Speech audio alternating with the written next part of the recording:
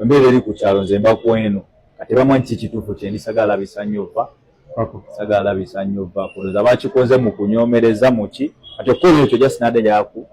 kulaga kyalo nnyina kyendi kitegeera bulijjo mbeera ku eno nadde just njagala balagamu nga basajja tujja bafuna mwana nadde kanga kanje kulage kubanga yanje ku story ngire gende nga buli kimu kiri simanyi kuba mpishwa mbasanga kuwa kintu kinene kijja kulabisa mu so bwe nga kano noka nyiga musawo wore bela na bena kabikola musajja wange kabikolera ddala wabula zili bbiri katobolayo bambulayo kamu ziba ziwedde nayo kubanga ne musajja wange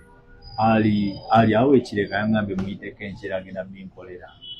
ziba ziweddeyo kati ndoza fakti ne kamala leero yakukubirako essimu kuba kweri nze n'oba tonfunye losofuna maneja wange nga abasajja abo bagambayo kyabatubba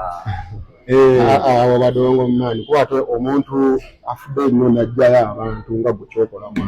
ate bagayi ne bakola shiti kuggwa ate nga gwagezako bajjayo oyo yabeera mudongo batamanyi kyayagala naye nga